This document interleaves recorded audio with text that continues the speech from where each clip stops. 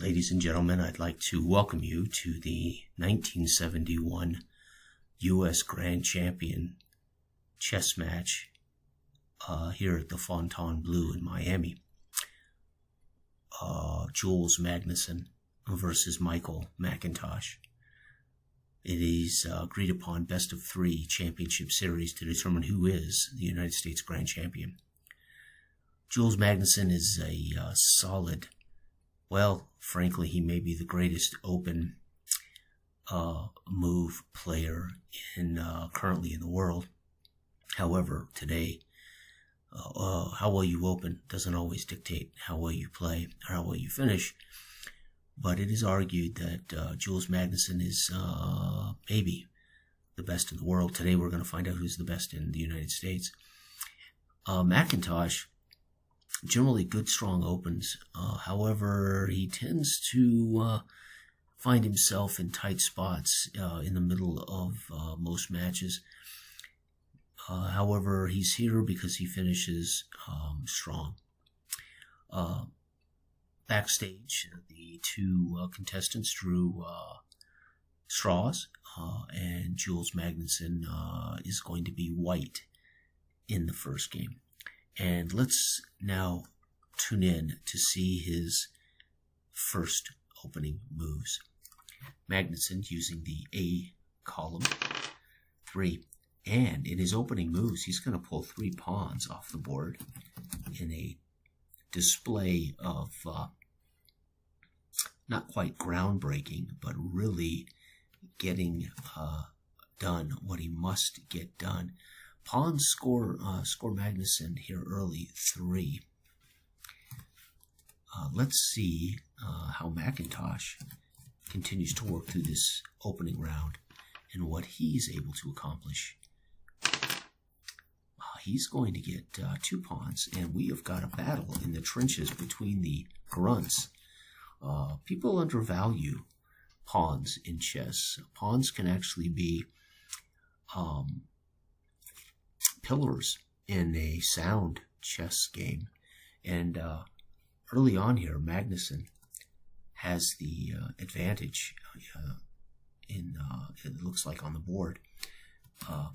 Let's see how McIntosh transitions into the main game here as we time tallies on. And this is his weak spot. Oh, and he does get a knight from Magnusun. Magnusun, I think, may have sacrificed that knight for 3 points, and he is now taken a formidable strategic position here. But Magnusun is not to be overlooked here in the heart of the game as he makes his move. He doubles 3 pawns and he gets a bishop. Folks, 3 pawns and a bishop, and right now he has a commanding hold on the board here with a 3, 8, 9, 10, 11 to 5 lead. And Magnusun, as he has demonstrated command of the board, we go into the end game. And Magnusun, how will he go for the kill here? And it looks like, folks, he's going to get a pawn, a rook, and where's it at? A pawn, a rook. What I roll? A pawn, a rook, and his second bishop he has decimated. Poor McIntosh here. Unbelievable. He's gonna get a 1, 6, 7, 8, 9. He's gonna score 20 points, and McIntosh looks over the board. McIntosh taking his time, furrowed brow. I'm afraid he may concede, but let's see if he can make a dramatic comeback.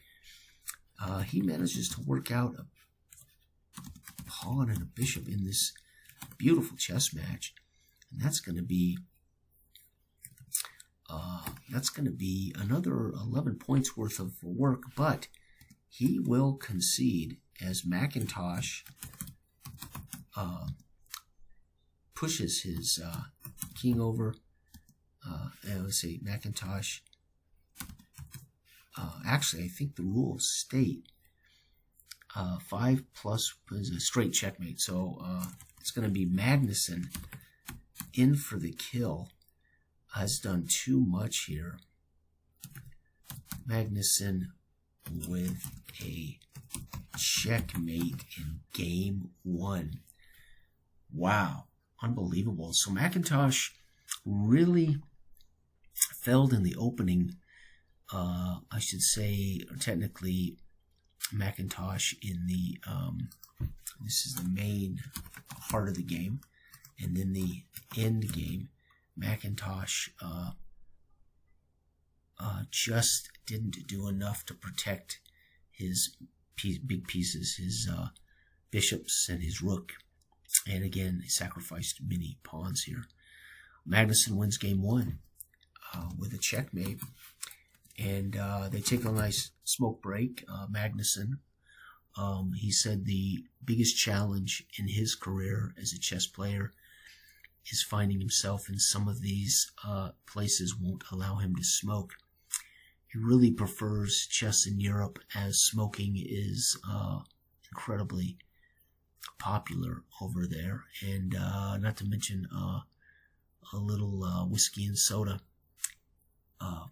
during the match is not completely looked down upon. Game 2, they will switch seats. After a break, Magnusun, now, having had his nicotine fix, might be feeling very good in game 2. White this time will be McIntosh. And he will open. Here we go. I should say here, white. Whoops. All right, open. McIntosh. Again, his opening abilities are very good. Let's see how he does. Well, folks, he's gonna come out and I think be a little bit careful as he cannot seem to pry much opening from Magnusun, and he does get a couple of pawns.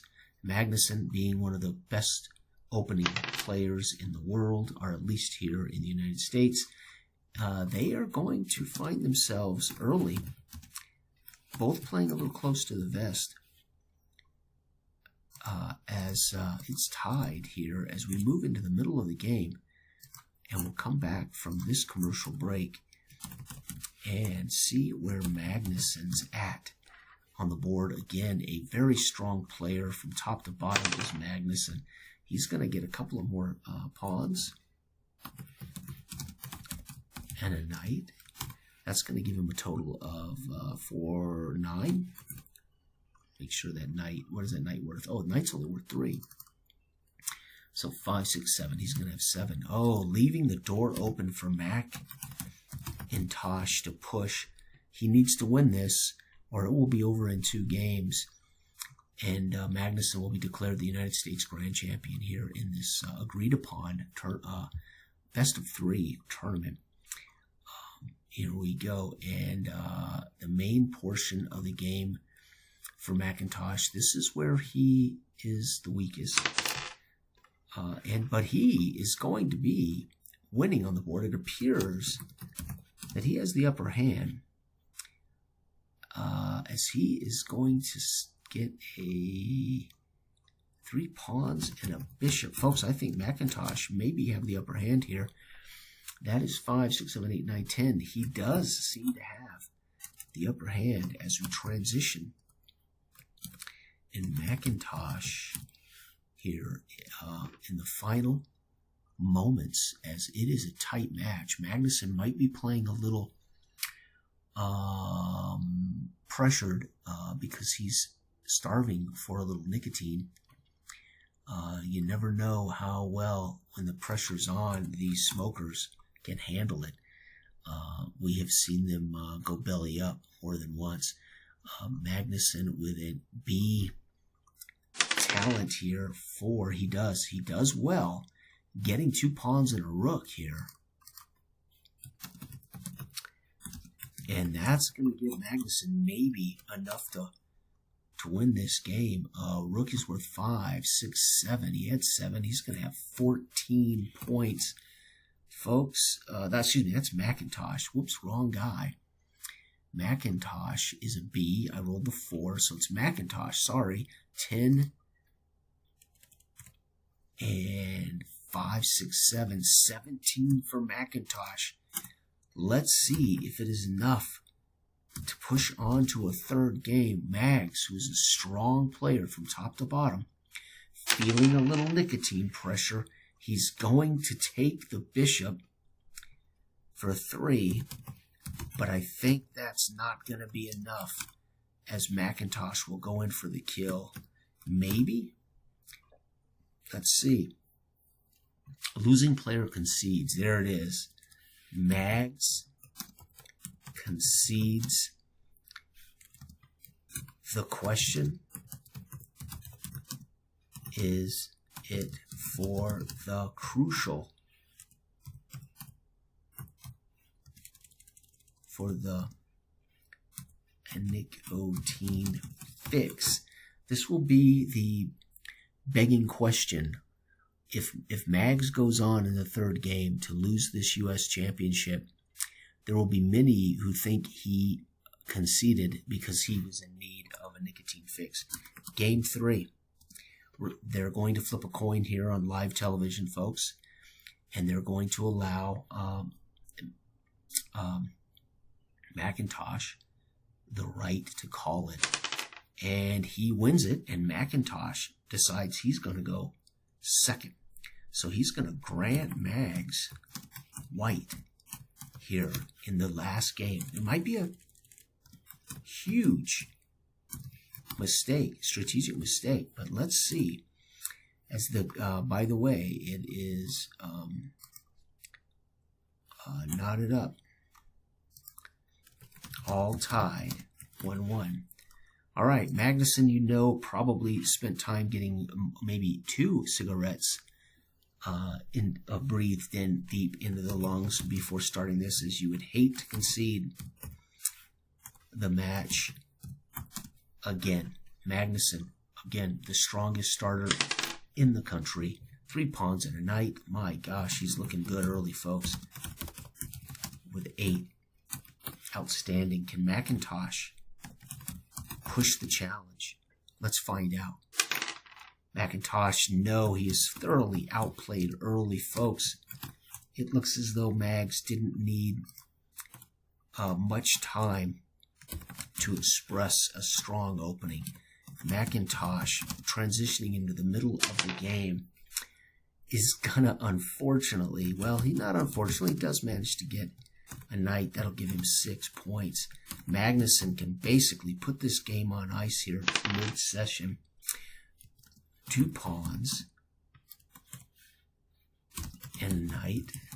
Mags is going to get 7 on top of his 8. He's at 15. Folks, I'm afraid in the end portion of this, Magnusun strong.